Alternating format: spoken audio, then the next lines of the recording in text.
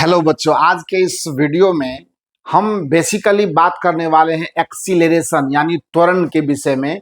क्या होता है यह फिजिकल क्वांटिटी और काइनेमेटिक्स में इसका रोल कितना इम्पोर्टेंट है, इस बात पर हम लोग अभी चर्चा करने वाले हैं। तो थोड़ा गौर से समझना है। और एक्सीलरेशन जो फिजिकल क्वांटिटी है ना, ये बहुत ही खूबसूरत है, क्योंकि आप जब इसका डेफिनेशन अभी देखेंगे तो आपको खुद पता पड़ेगा कि इस फिजिकल क्वांटिटी का जो रोल है वो मोशन ऑफ द पार्टिकल के पॉइंट ऑफ व्यू से कितना जबरदस्त होने वाला है। तो एक्सीलरेशन का डेफिनेशन हम लोग लेते हैं वो कुछ इस तरह से कि इट इज डिफाइंड एज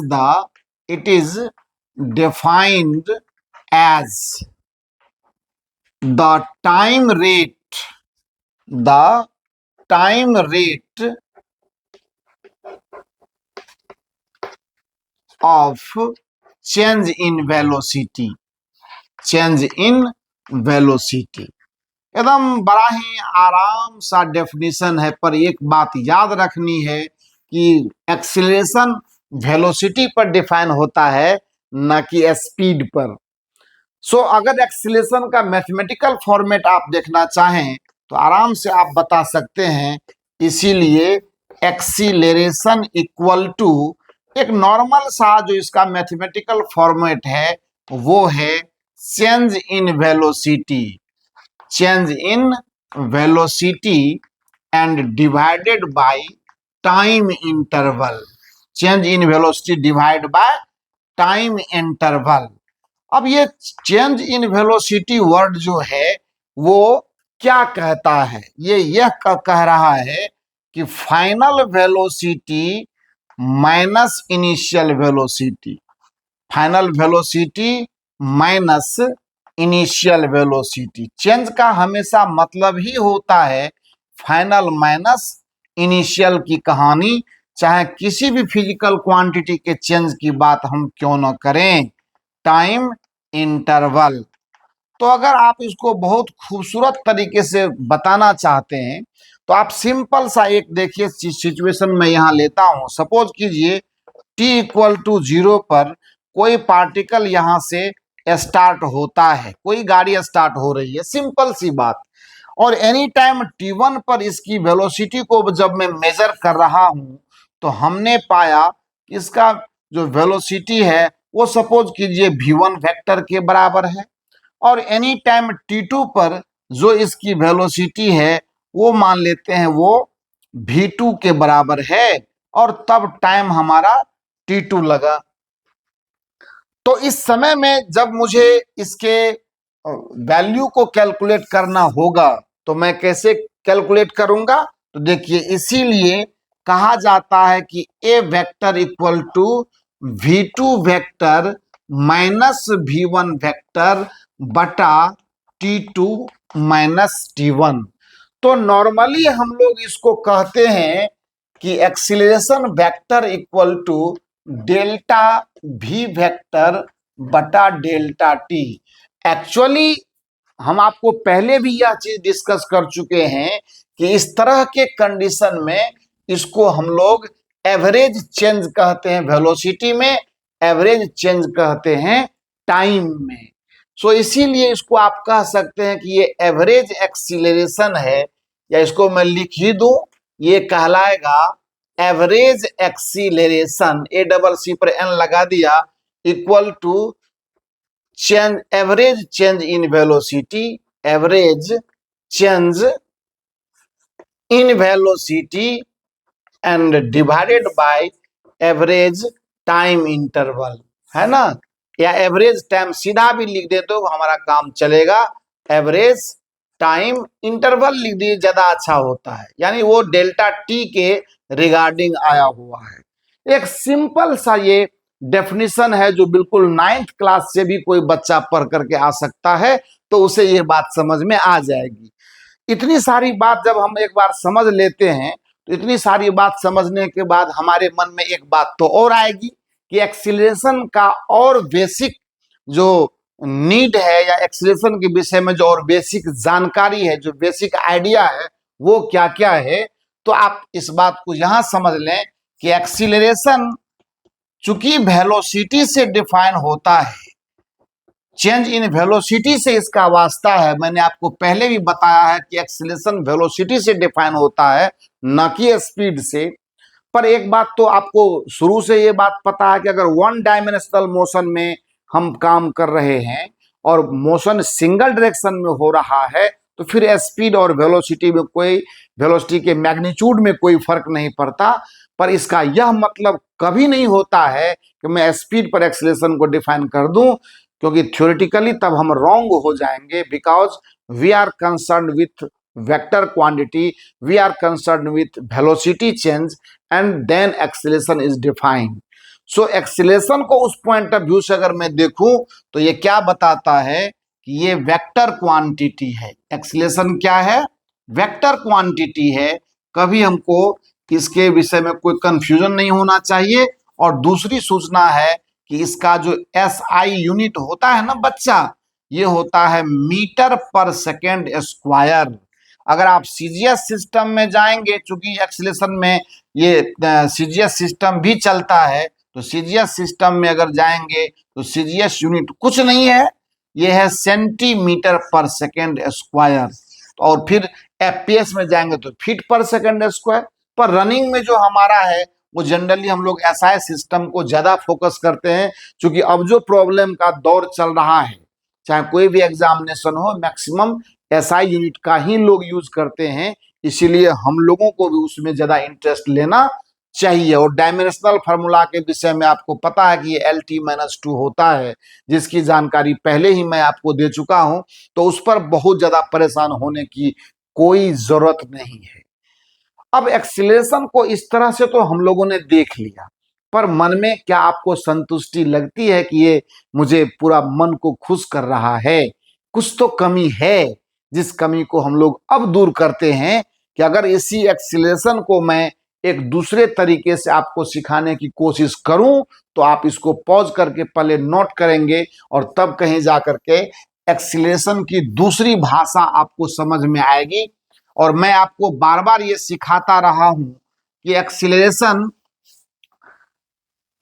अगर ये वेक्टर क्वांटिटी के रूप में हम करते हैं, अगर क्या वो है ही वेक्टर क्वांटिटी, तो एक्सीलरेशन को मैं वेलोसिटी के चेंज और टाइम इंटरवल में अगर मैं इसको सजाना चाहूं तो एक ग्राफ लेकर के देखते हैं, एक रिलेशन लेकर के देखते हैं, और उस रिलेशन के थ्रू हम ये जानने की कोशिश करते हैं कि अगर मैं इस पर टाइम को, सपोज कीजिए मैंने सेकंड में लिया, और इस पर हमने वेलोसिटी को सपोज कीजिए मीटर पर सेकंड के यूनिट में रखा।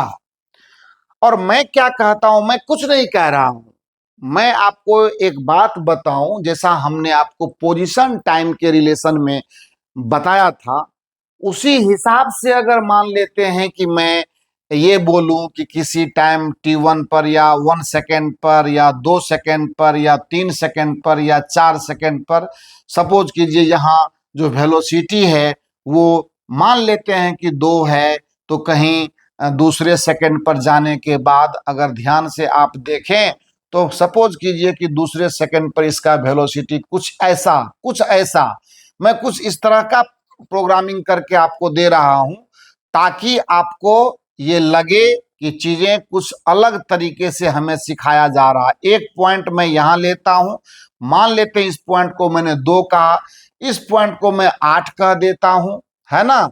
और 0 से स्टार्ट हुए हैं हम, T=0 पर हमारा V=0 है। फिर यहाँ आए, फिर यहाँ आए, और फिर हम देखते हैं कि अगर मैं 3 सेकंड पर बात करूं तो 3 सेकंड पर मान लेते हैं कि कुछ इस तरह का सिचुएशन या कुछ इस तरह का सिचुएशन क्रिएट हो रहा है। मैं थोड़ा करीब से लेता हूं, मैं यहाँ 10 जान करके मैं थोड़ा सा ये कोशिश कर रहा हूं कि ग्राफ मेरा स्ट्रेट लाइन न आए, ग्राफ में कुछ इस तरह की परिस्थिति आए कि मुझे फिजिक्स को और एक्सीलरेशन को समझने में मजा आ जाए। देखिए ध्यान से, सपोज कीजिए यहाँ ये 15 है, कुछ ऐसा है, इसका मतलब एक पॉइंट यहाँ क्रिएट किया मैंने, एक पॉइंट यहाँ क्रिएट किया मैंने, और एक पॉइंट मैंने यहाँ क्रिएट किया। और अगर मैं सारे पॉइंट को इस तरह से मिलाने की कोशिश करूं तो चलिए ठीक है, लेकिन यहाँ के बाद ये यहाँ आता है, यहाँ के बाद यहाँ आता है और यहाँ के बाद कुछ ऐसा जा रहा है। यानी कहने का हमारा मतलब ये हुआ कि पार्टिकल अपनी वेलोसिटी टाइम के साथ जो चेंज कर रही है, वो चेंज जो है वो क्या है, कुछ ऐसा है जो एक समान का चेंज नहीं है, कहीं कुछ तो कहीं कुछ तो कहीं कुछ। और इस हिसाब से जब मैंने वेलोसिटी के इस चेंज को टाइम के साथ अध्ययन किया, जब मैंने उसका प्लॉटिंग किया, तो ये ग्राफ मुझे निकल करके सामने आया। यानी इसको कहा जाता है वेलोसिटी वर्सेस टाइम ग्राफ। इसको कहा जाता है वेलोसिटी टाइम ग्राफ जनरली। और इस पर अभी ये सिर्फ मैं आपको एक्सीलरेशन को डिफाइन करने के लिए मैं आपको ये सिखा रहा हूं।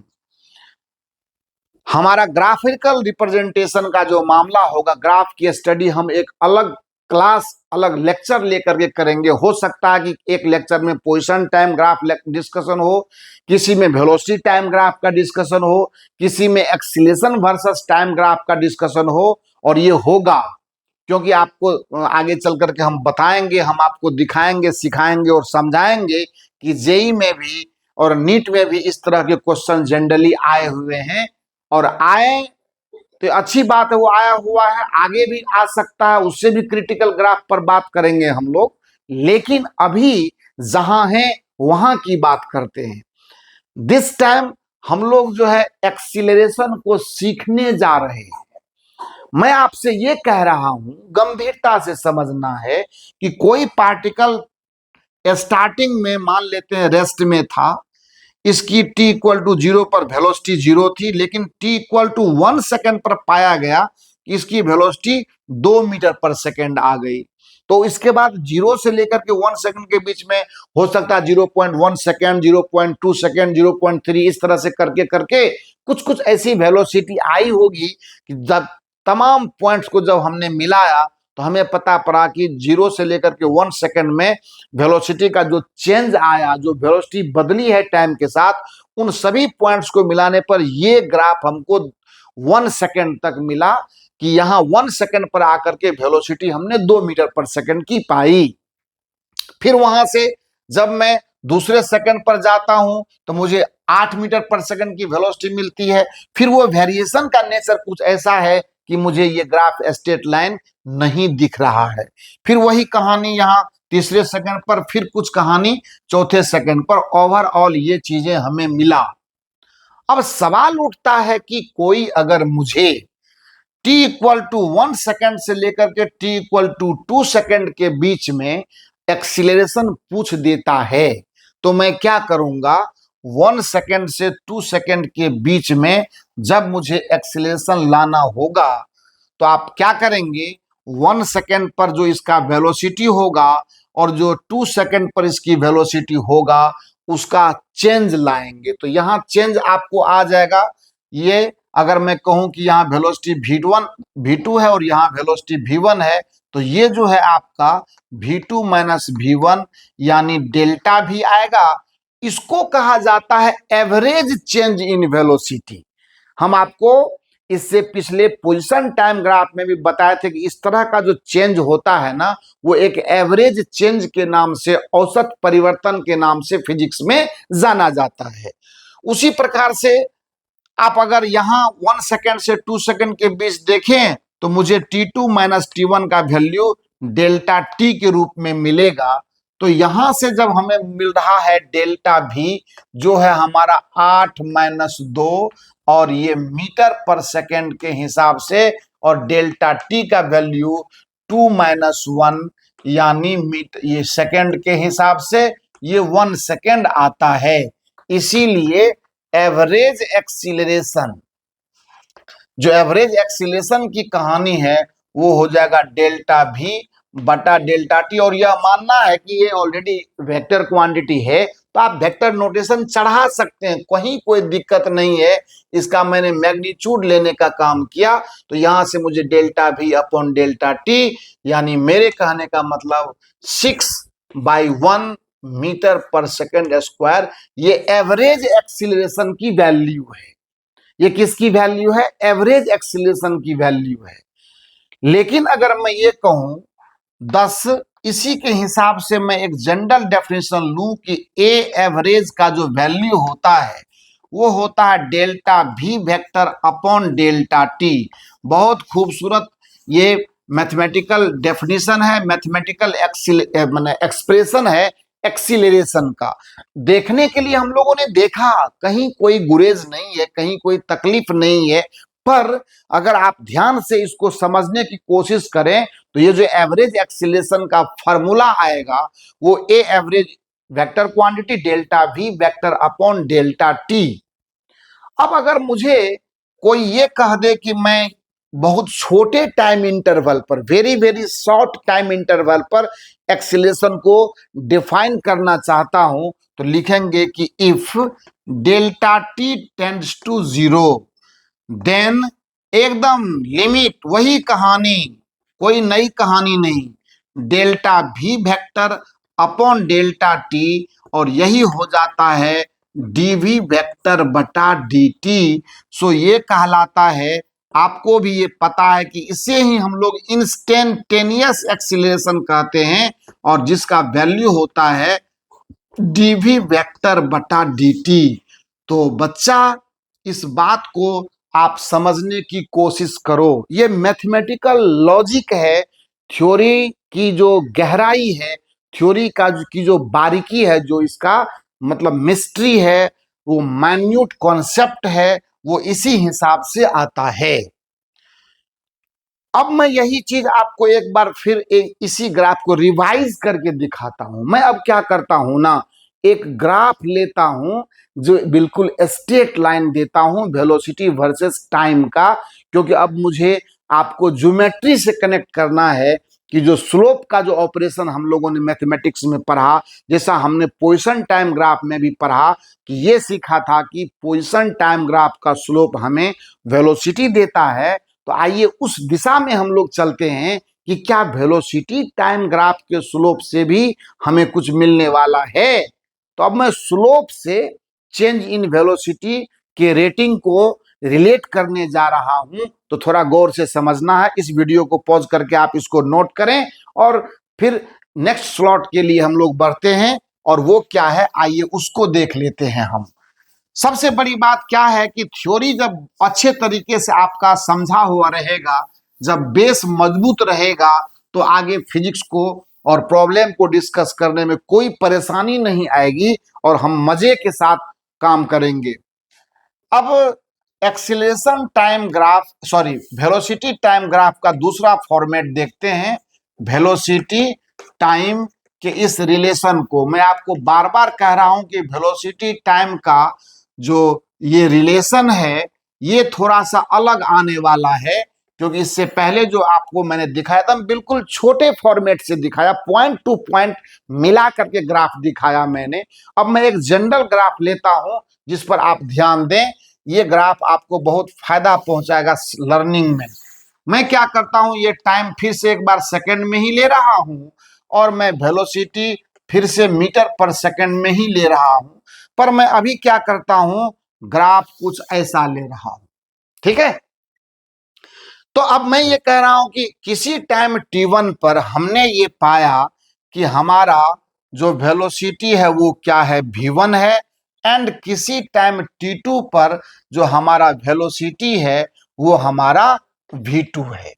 जाहिर सी बात है कि इस बीच में बहुत सारे चेंज आए होंगे वेलोसिटी में, इसमें कोई शक की बात नहीं है। Now this is the velocity time graph, that is a straight line. ये स्ट्रेट लाइन है, इसमें कहीं से कोई मतलब कर्वनेस अवेलेबल नहीं है। तो मुझे अगर ए पॉइंट और बी पॉइंट के बीच इस वेलोसिटी के चेंज का रेटिंग लाना है कि किस रेट से वेलोसिटी चेंज किया है, क्योंकि ये तो पता है कि वेलोसिटी लगातार चेंज कर रहा, v1 से v2 यानी जीरो से शुरू हुआ, v1 पर आया, v1 से फिर v2 पर गया, टाइम भी जीरो से लेकर के t1 पर, t1 के बाद फिर t2 पर गया। तो मैं अगर चाहता हूं कि मैं इसका रेट करूं, इसका मैं रेट निकालूं कि किस तरह से ये चेंज हुआ है, यानी पर यूनिट टाइम में वेलोसिटी में क्या चेंज आया, इसकी मैं अगर बात करना चाहूं तो ये देखिए, ये चीज हमें बता रहा है V2 माइनस V1 का वैल्यू जो हमारा डेल्टा V है, और ये बता रहा है T2 माइनस T1 का वैल्यू जो हमारा डेल्टा T है। बहुत बढ़िया बात। पर मुझे अभी उससे मतलब नहीं है, मुझे मतलब है कि अगर मेरे पास ये ग्राफ है और ये ग्राफ अगर टाइम एक्सिस के साथ यहाँ थीटा एंगल बना रहा है, तब तो यहाँ भी बना रहा है, ये भी आपको पूरी तरह से मालूम है। और जब ये दोनों ही जगह पर थीटा एंगल ढंग से हमारा बन रहा है, तो हम चाहते हैं कि इस ग्राफ का मैं स्लोप चेक करूं। तो स्लोप चेक करने के लिए we find the slope of graph. मुझे कुछ नहीं पता है कि क्या है एक्सीलरेशन, क्या है वेलोसिटी चेंज, क्या कुछ नहीं। स्लोप ऑफ ग्राफ, मैं एक अनजान बन करके इस ग्राफ का स्लोप चेक करता हूं। जब मैं स्लोप चेक करना चाहता हूं तो यहां मेरे पास सुविधा उपलब्ध है, we find the slope of graph and it is tan theta, है ना। जब मैं स्लोप चेक करना चाहूंगा तो जानते हैं कि टेन थीटा होता है। टेन थीटा इक्वल टू हो जाएगा BC बटा AC। जहां मुझे मेरे पास एरिया है, पॉसिबिलिटी है, वहां की मैं बात करता हूं, BC बटा AC। अच्छी बात है, जब टेन थीटा का वैल्यू BC बटा AC आता है तो इसीलिए मैं क्या लिखूंगा, टेन थीटा को ही हम स्लोप कहते हैं, तो बड़ी खूबसूरती के साथ मैं स्लोप इक्वल टू लिखना चाह रहा हूं। जो BC का वैल्यू है वो है डेल्टा V, और जो हमारा AC का वैल्यू है वो डेल्टा T है। मैंने ये देखा है कि ये जो डेल्टा V है वो एक्चुअली क्या है, चेंज इन वेलोसिटी है। हमने ये पाया है, हमारा मैथमेटिक्स तो जो कह रहा है वो कर रहा, पर हमारा जो ग्राफ का टेंडेंसी है वो यही बता रहा है कि वो डेल्टा V क्या है, चेंज इन वेलोसिटी है, और ये है हमारा चेंज इन टाइम। ये क्या है, चेंज इन टाइम है। अब मैं क्या देख रहा हूं कि हमने इस वेलोसिटी टाइम के इस ग्राफ को, जो स्ट्रेट लाइन है हमारा, इस ग्राफ का जब मैं स्लोप चेक करता हूं तो मुझे चेंज इन वेलोसिटी बटा चेंज इन टाइम आता है। फिर मेरा दिमाग चौंकता है, ये तो मैं जान रहा हूं, ये तो मुझे पता है कि ये एक्सीलरेशन है। ये क्या है, एक्सीलरेशन का मैथमेटिकल डेफिनेशन है, या जैसा भी डेफिनेशन आप समझिए ये वो है। तो ये हमें इस बात के तरफ ले जाता है कि जब मैं वेलोसिटी टाइम ग्राफ का स्लोप निकालने की कोशिश करता हूं तो मुझे एक्सीलरेशन मिलता है। इसका मतलब है जो कंक्लूजन है वो कंक्लूजन ये कहता है कि the slope of velocity time graph, the slope of velocity time graph, velocity time graph, velocity के बाद हैफन लगाएंगे, time graph gives acceleration, gives acceleration. अब इसको मैं और बेहतर करता हूं, मैंने आपको सिखाया हुआ है कि अगर मैं ट्रायंगल का साइज छोटा करूं, यानी चेंज को छोटा करता चला जाऊं, तो मुझे कोई फर्क नहीं पड़ता है, इसके स्लोप में कोई चेंज नहीं आने वाला है। क्योंकि ग्राफ अगर स्ट्रेट लाइन है तो आप किसी भी पॉइंट पर अगर इसका एंगल चेक करोगे तो हर जगह पर ये एंगल थीटा ही मिलेगा आपको।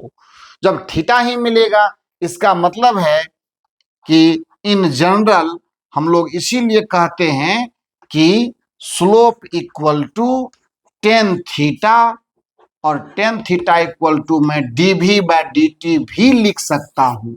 मैं delta V by delta T भी लिखूं तो वो एवरेज चेंज का रेटिंग करता है, और ये इंस्टेंटेनियस चेंज का रेटिंग करता है। इसीलिए जनरली हम लोग एक्सीलरेशन के लिए dV बाय dt यूज करते हैं। इसीलिए एक्सीलरेशन इक्वल टू हम dV बाय dt यूज करते हैं। मतलब अगर हमारे पास वेलोसिटी टाइम का ग्राफ आ जाएगा, वेलोसिटी टाइम का रिलेशन आ जाएगा मैथमेटिकल, तो टाइम के रेस्पेक्ट में जब उसको एक बार डिफरेंशिएट कर देंगे तो वो मुझे इंस्टेंटेनियस एक्सीलरेशन का एक जनरल फॉर्मेट देगा। यानी ये आपको पता ही है कि ये इंस्टेंटेनियस एक्सीलरेशन है। तो जब सवाल पर काम करना शुरू करेंगे तो आपको इसके इंपॉर्टेंस के विषय में खूब बेहतर तरीके से बताएंगे कि जब मुझे किसी वेलोसिटी टाइम रिलेशन वाले इक्वेशन से एवरेज एक्सीलरेशन निकालना होगा, तब हम कैसे आगे बढ़ेंगे, और जब मुझे इंस्टेंटेनियस एक्सीलरेशन निकालना होगा तब हम कैसे करेंगे। सारी बातें एकदम बेसिक पर अभी है, बहुत ही जबरदस्त तरीके से सिलेबस ऑपरेट किया जा रहा है।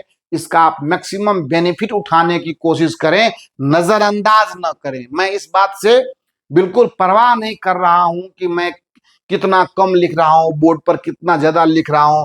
मुझे इस बात की खुशी है कि मैं समझा रहा हूं आपको पूरे क्लियर कट तरीके से, एंड किसी भी प्रकार के कंफ्यूजन की कोई गुंजाइश में नहीं छोड़ रहा हूं। सो इंस्टेंटेनियस एक्सीलरेशन और एवरेज एक्सीलरेशन कुछ भी हो, कोई चेंज नहीं। और जब हमारा ग्राफ स्ट्रेट लाइन आएगा तो एवरेज एक्सीलरेशन की वैल्यू और इंस्टेंटेनियस एक्सीलरेशन की वैल्यू दोनों समान होने वाली है।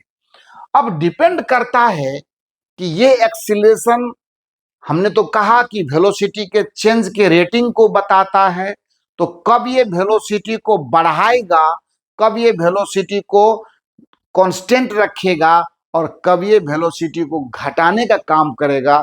जब ये घटाने का काम करेगा तो उस समय में सिचुएशन कैसा होगा, उस घटाने वाले एक्सीलरेशन को हम कौन सा नाम देंगे अपने फिजिक्स में, इस बात की चर्चा अब होने वाली है। अब दूसरी बात यह भी है कि इस समय में चूंकि ये स्ट्रेट लाइन ग्राफ है, तो आपको भी पता है कि कोई भी स्ट्रेट लाइन हो, अगर उसका स्लोप चेक करेंगे तो वो कांस्टेंट स्लोप देगा।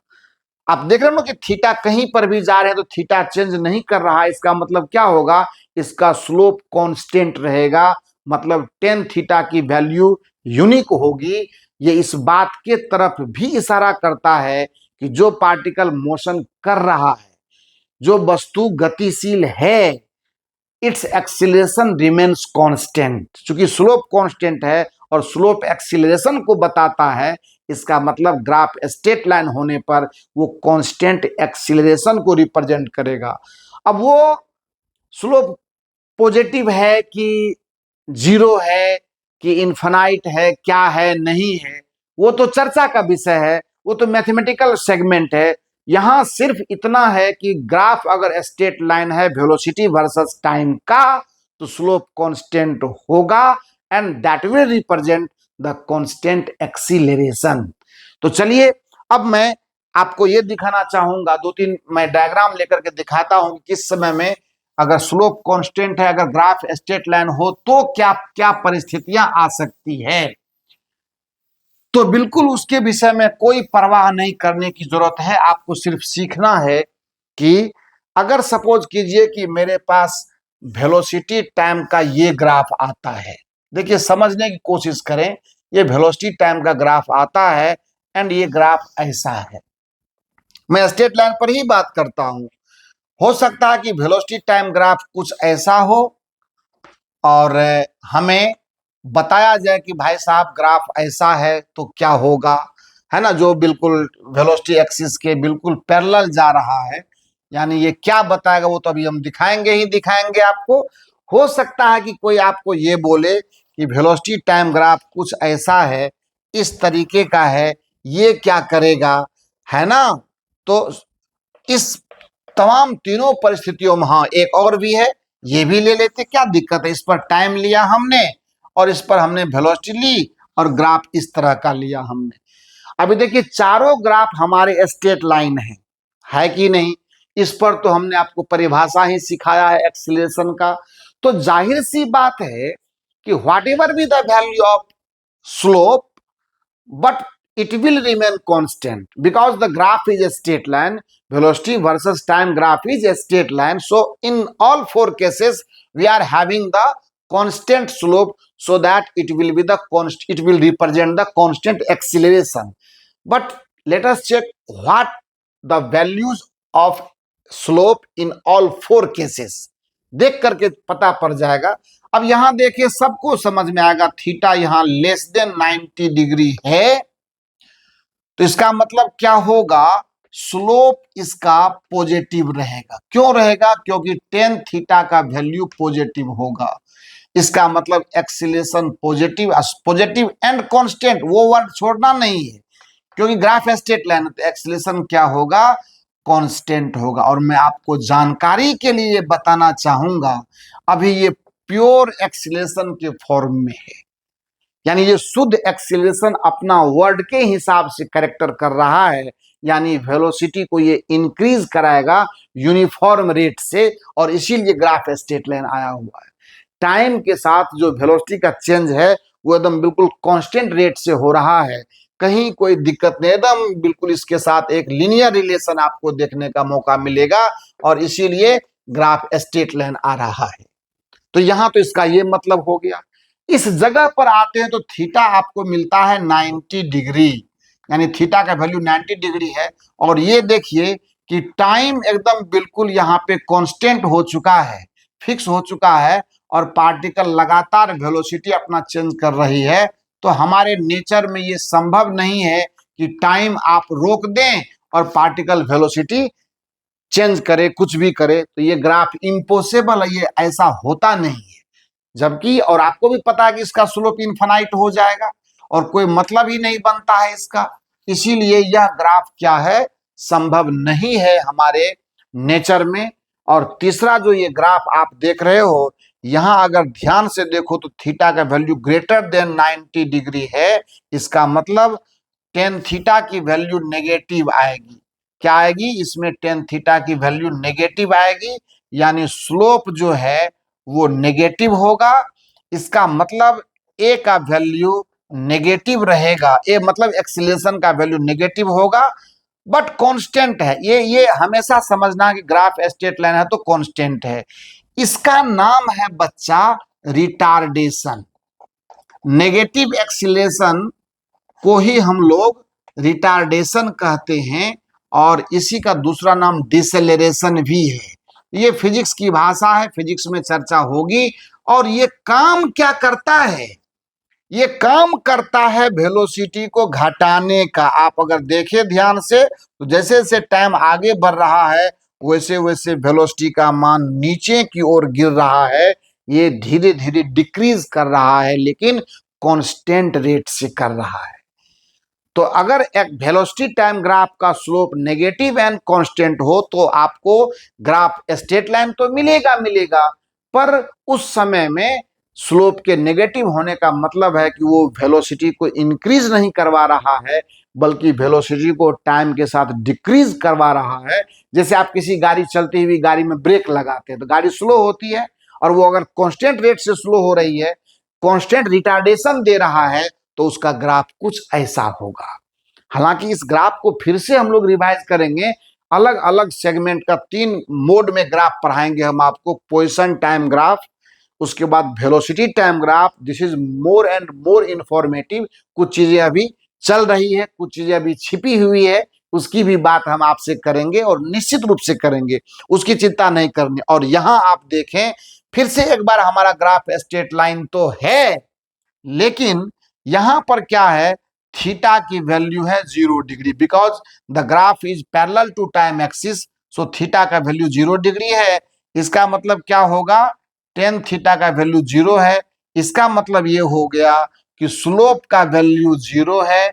इसका मतलब होगा कि डीवी बाय dt का वैल्यू क्या है, 0 है। और इसका मतलब ये हुआ कि v इक्वल टू कॉन्स्टेंट, यानी a का वैल्यू इसमें 0 है, इसीलिए v का वैल्यू क्या रहेगा, कांस्टेंट रहेगा। यानी इस कंडीशन में पार्टिकल के वेलोसिटी में कोई एक्सीलरेशन नहीं है, वो एकदम कांस्टेंट वेलोसिटी से लगातार आगे बढ़ रहा है। इसको कहा जाता है non accelerated motion of the particle. और इसी में आप जनरली जो अब तक सवाल बनाए हैं S equal to v into t, वो इसी प्रकार के वेलोसिटी टाइम ग्राफ के रिप्रेजेंटेशन को दिखाता है। ये यह बताता है कि आपके पार्टिकल के मोशन में कोई एक्सीलरेशन मौजूद नहीं है, पार्टिकल कांस्टेंट वेलोसिटी से मूव कर रही है। मतलब जो मैग्नीट्यूड है और जो डायरेक्शन है दोनों उसका फिक्स है, जिसकी चर्चा ऑलरेडी हम पहले आपके लिए कर चुके हैं, तो उसमें किसी भी तरह की परेशान होने की जरूरत नहीं है। अच्छा, क्या आपको लगता है कि हमारा ग्राफ सिर्फ इतने ही तरह का हो सकता है? अब स्ट्रेट लाइन के अलावा और भी तो चीजें हैं, और चीजें क्या है, और चीजें ऐसी हो सकती है, आपको मैं दिखाना चाहूंगा। वेलोसिटी टाइम का रिलेशन ऐसा भी हो सकता है, वेलोसिटी टाइम का रिलेशन ऐसा भी हो सकता है। इन तमाम बातों पर हम जब acceleration time velocity time graph पर इन डिटेल जाएंगे तो हम जरूर इस पर बात करेंगे। और दूसरी बात कि वेलोसिटी टाइम ग्राफ से एक्सीलरेशन तो हम लोग डिफाइन करते ही हैं उसका स्लोप लेकर। अरे भाई साहब, जब स्लोप कांस्टेंट तो एक्सीलरेशन कांस्टेंट, अगर स्लोप उसका वेरी करे, है या देख लीजिए, ये तमाम जितने भी इस तरह के ग्राफ आपको मिलेंगे, इन तमाम ग्राफ पर आप ध्यान से अगर देखें तो स्लोप इसका कांस्टेंट नहीं होने जा रहा है। तो कहीं इंक्रीजिंग स्लोप है तो कहीं डिक्रीजिंग स्लोप है, उस पर बात हम लोग अलग से ले लेंगे। तो जब इंक्रीजिंग स्लोप है या कहीं पर डिक्रीजिंग स्लोप है तो इसका मतलब वो motion non uniform accelerated motion कहा जाता है। ध्यान से सुनेंगे, बहुत ही क्लासिकल होगा जब मैं इस ग्राफ का डिस्कशन करूंगा। वेलोसिटी टाइम ग्राफ के इस फॉर्मेट को, दो सेगमेंट है यहां पर, एक ये वाला है और एक ये वाला है। डिस्कशन के टाइम पर ये दोनों अलग अलग डिस्कशन किए जाएंगे तो आपको ये पता पड़ेगा। अक्सर आपकी गलतियां होती है इस ग्राफ को स्टडी करने में। अक्सर 98% बच्चों को हमने ऑब्जर्व किया है अब तक के अपने करियर में कि कम से कम इस ग्राफ पर आकर के बच्चा तो गलती करता है। आप भी करेंगे, पर आपको संभालने के लिए हम यहां बैठे हुए हैं, तो इस बात की चिंता बिल्कुल आपको नहीं होनी चाहिए। और बहुत जल्दी जब हमने आपको एक्सीलरेशन डिफाइन कर लिया तो समझ लीजिए कि अभी हमने डेफिनेशन के तौर पर सारी बातें कर ली। हमने रेस्ट मोशन सिखा दिया, डिस्टेंस डिस्प्लेसमेंट सिखा दिया, हमने आपको स्पीड वेलोसिटी सिखा दिया, और आज तो इस लेक्चर में कमाल हो गया, हमने एक्सीलरेशन की भी परिभाषा और उसके सारे मैथमेटिकल जो फॉर्मूले होने चाहिए वो भी दिखा दिए। इन तमाम बातों को सीखने के बाद अब वक्त आ गया है कि हम लोग काइनेमेटिकल इक्वेशन को सीखें। एक इक्वेशन तो हमने ऑपरेट कर लिया है, S equal to v t, यानी कांस्टेंट वेलोसिटी वाले मोशन को। और ये हमेशा याद रखिएगा कि हम लोग वन डायमेंशनल मोशन में अभी काम कर रहे हैं, यानी मोशन ऑन स्ट्रेट लाइन पर काम कर रहे हैं। इसलिए स्पीड और वेलोसिटी, यानी स्पीड और वेलोसिटी के मैग्नीट्यूड में कोई खतरा नहीं है, वो हमेशा एक जैसा मिलेगा आपको। डिपेंड इस बात पर करता है कि हम ऑपरेशन कितना बेहतर करते हैं प्रॉब्लम के साथ, उसका एनालिसिस कितना बेहतर करते हैं। क्योंकि अब एक से एक प्रॉब्लम आपको मिलेगा, जेई का प्रॉब्लम मिलेगा, नीट का प्रॉब्लम मिलेगा, एकदम अब खुलकर खेलने का समय आ गया है। एक एरोडोब के भी प्रॉब्लम हम आपके लिए लाए, तो आपने उसको अगर नोटिस किया होगा तो लास्ट वीडियो में आप जरूर देखेंगे, और बहुत ही सुंदर प्रॉब्लम है। उसी के पैटर्न पर एक आध सवाल मैं कोशिश करूंगा कि और उससे भी मिलता जुलता हुआ ढंग का प्रॉब्लम आपके लिए शेयर करूं, ताकि आपको कुछ नया